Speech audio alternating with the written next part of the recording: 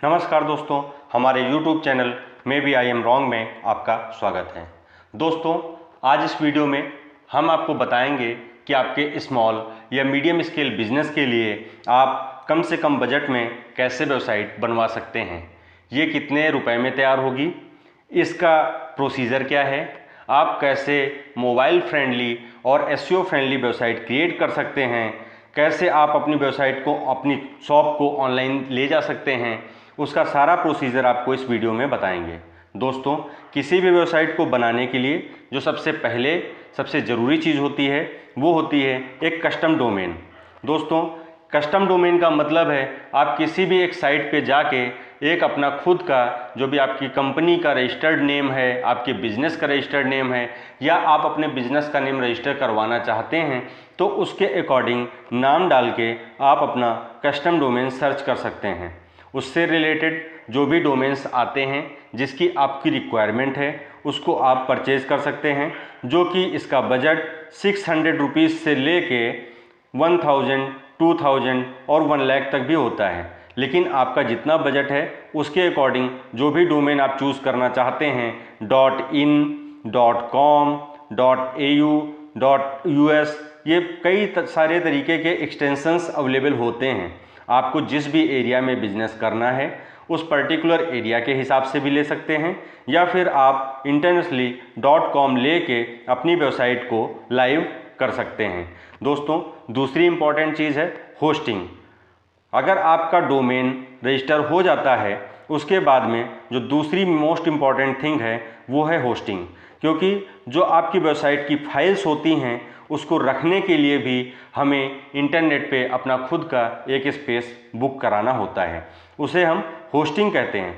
बहुत सारे hosting provider already आपको गूगल में मिल जाएंगे, उसमें से कुछ आप ट्रस्टेड होस्टिंग प्रोवाइडर्स को चूज़ कर सकते हैं, या फिर आपके जान पहचान में कोई भी होस्टिंग प्रोवाइडर है या कोई ऐसा पर्सन है जो ऑलरेडी वेबसाइट डेवलप करता है या होस्टिंग प्रोवाइड करता है तो उससे आप होस्टिंग ले सकते हैं। वो आपको थोड़ा सा सस्ता पड़ जाता है, थोड़ा सा चीप लेवल पे हो जाता है और आपका जो बजट है वो कम स्पेंड होता है। जो डोमेन की कॉस्ट आती है वो 600 रुपये से लेके मैक्सिमम आप जितना पैसा इन्वेस्ट कर सकते हैं उतना आप कर सकते हैं, लेकिन जो मिनिमम अमाउंट होता है वो 600 रुपीज़ से स्टार्ट होता है। होस्टिंग का जो अमाउंट होता है, अगर आपके जान पहचान में कोई भी होस्टिंग प्रोवाइडर मिल जाता है या लोकल होस्टिंग प्रोवाइडर मिल जाता है तो इसका जो ईयरली चार्ज होता है ये आपका 1500 रुपये होता है। डोमेन का भी ये ईयरली चार्ज होता है, और मेंटेनेंस के लिए भी आपका ये जो चार्ज होता है वो पर ईयर रिपीट होता रहता है। उसके अलावा अगर एक बार आप सक्सेसफुली अच्छी वेबसाइट क्रिएट करवा लेते हैं तो आपका ये जो मेंटेनेंस चार्ज है वो बच जाता है। अदरवाइज़ बहुत सारे लोग क्या करते हैं, कम पैसे के चक्कर में किसी भी बिगनर से अपनी साइट क्रिएट करवाते हैं और फिर उन्हें या तो एसईओ के रिजल्ट्स नहीं मिलते हैं या वो मल्टीपल टाइम्स इसको जो है डेवलपमेंट और मेंटेनेंस का काम करवाते रहते हैं, जिससे उनका बजट बहुत ज़्यादा लगता है। तो इस चीज़ को अवॉइड करने के लिए हमें पहले ही ये स्टेप्स ऐसे चूज़ करने हैं जिससे हमारा जो बजट है वो मिनिमम लगे और हम कम से कम पैसे में अपनी वेबसाइट को रेडी कर सकें। जो चौथा इम्पॉर्टेंट पॉइंट होता है जो हमें ज़रूरत पड़ती है वेबसाइट के लिए वो होती है थीम। अगर आप बहुत ज़्यादा पैसा इन्वेस्ट नहीं करना चाहते हैं, कस्टमाइज वेबसाइट .NET, PHP इस पर नहीं बनवाना चाहते हैं तो आप थीम बेस्ड वेबसाइट चूज़ कर सकते हैं, जैसे कि विक्स हो गई, आपका वर्डप्रेस हो गया, शॉपिफाई हो गया। तो अपनी नीड के अकॉर्डिंग आप ई-कॉमर्स वेबसाइट बनवाना चाहते हैं या फिर आप इंफॉर्मेटिव वेबसाइट बनवाना चाहते हैं, आर्टिकल्स की साइट बनाना चाहते हैं, न्यूज़ वेबसाइट बनाना चाहते हैं, आप अपनी पर्टिकुलर नीड के अकॉर्डिंग थीम चूज़ कर सकते हैं और उस पर आप अपनी वेबसाइट को क्रिएट कर सकते हैं। उसमें आपका बजट भी कम लगता है और बहुत सारे ऐसे ऑप्शंस आपको मिल जाते हैं जो कि आपको मैनुअल क्रिएट नहीं कराने पड़ते और आपका जो इन्वेस्टमेंट है वो बहुत कम लगता है। नेक्स्ट जो पॉइंट है वो है वेबसाइट बिल्डर।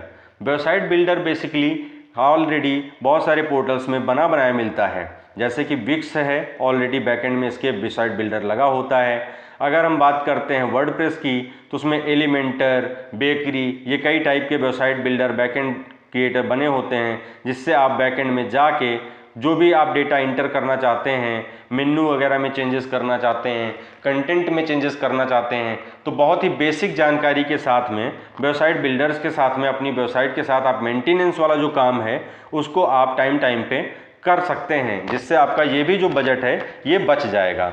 नेक्स्ट जो पॉइंट है वो है वेबसाइट डिज़ाइन एंड डेवलपमेंट। दोस्तों, इन दोनों एक्सपेंसेस के बाद में जो तीसरा एक्सपेंस है, जो ज़्यादा एक बड़ा एक्सपेंस होता है, वो होता है वेबसाइट डेवलपमेंट का। इंडिया में ये लगभग 5000 रुपीज़ वन टाइम से स्टार्ट होता है और आपकी नीड के अकॉर्डिंग मैक्सिमम जो है चलता रहता है। अगर आपकी नीड है कि आप 50 पेजेस की वेबसाइट बनवाना चाहते हैं तो उसके अकॉर्डिंग होगा। अगर आपका 10 पेजेस की वेबसाइट में काम चल सकता है तो ये उसके अकॉर्डिंग होगा। अगर आप ई कॉमर्स वेबसाइट बनवाना चाहते हैं जिसमें आप अपने थाउजेंड ऑफ प्रोजेक्ट्स जो है लिस्ट करना चाहते हैं तो ये उसके अकॉर्डिंग होता है। तो जो भी आपका डेवलपमेंट चार्ज होता है आपके नीड के अकॉर्डिंग होता है, तो उसी के अकॉर्डिंग जो भी आपका मिनिमम बजट होता है उसके अकॉर्डिंग आप जो है इसको स्टार्ट करें। और जैसे जैसे आपका बजट इंक्रीज़ होता है, आपकी मार्केटिंग होती है, आपकी सेल होती है, आपको प्रॉफिट होता है, उसके अकॉर्डिंग जो है आप इस पे जो है पैसा इन्वेस्ट करें। वन टाइम पैसा इन्वेस्ट करने के चक्कर में मेरे हिसाब से नहीं पड़ना चाहिए, क्योंकि बहुत सारे लोग स्टार्टिंग में इन्फ्लुएंस होके बहुत सारा पैसा लगा देते हैं और फिर उसकी मार्केटिंग नहीं करवा पाते, जिसकी वजह से उनके रिजल्ट्स नहीं मिलते हैं और उन्हें लगता है कि ये जो वेबसाइट डेवलपमेंट प्रोसेस था, डोमेन परचेज करने का प्रोसेस था, होस्टिंग का प्रोसेस था, या हमारा जो भी ये सारे टास्क थे, इनका कोई मतलब नहीं बना और वो सेकेंड ईयर में जाके अपना डोमेन सरेंडर कर देते हैं और उसको रिन्यू भी नहीं करवाते, क्योंकि उनका इससे कोई भी पर्पस सॉल्व नहीं होता है। तो इसलिए अपना जो भी मिनिमम अमाउंट है वो इसमें इन्वेस्ट करें। उसके बाद अपनी जो मार्केटिंग है, जैसे कि search engine optimisation, social media optimisation, paid ads, जो भी मार्केटिंग प्रोसीजर हैं उनको फॉलो कीजिए, अपनी सोशल शेयरिंग कीजिए, व्हाट्सएप पे दोस्तों से, कलीग से शेयर कीजिए, या जो भी आपके नोन हैं उनको शेयर कीजिए और अपने बिजनेस को जो है पहले बढ़ाने की कोशिश कीजिए, अपने विजिटर्स को बढ़ाने की कोशिश कीजिए। एक पर्टिकुलर एरिया को चूज़ कीजिए जिस पे आपको मार्केटिंग करनी है और फिर उसके बाद में अगर ये चीज़ इम्प्रूव होती है, लगता है कि आपका विजिटर, बजट, प्रॉफिट, सेल, ये सारी चीज़ें इंक्रीज़ हो रही हैं, उसके बाद में आप इसी सेम वेबसाइट पे और पैसा लगाएं और उसके बाद में आप इससे प्रॉफिट कमाएं।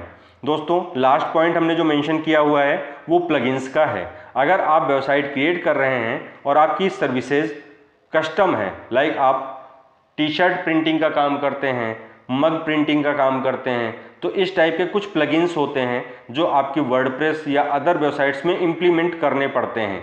तो अगर आपकी कोई भी कस्टम रिक्वायरमेंट है तो उस टाइप की रिक्वायरमेंट्स के लिए आपको प्लगइन भी परचेज करना पड़ सकता है। अदरवाइज अगर आपकी कोई भी कस्टम रिक्वायरमेंट्स नहीं है तो ये जो पॉइंट है इसकी आपकी कोई भी ज़रूरत नहीं पड़ेगी। आपका जो मेन एक्सपेंस होगा वो आपका डोमेन में होगा, होस्टिंग में होगा और वेबसाइट डेवलपमेंट में होगा।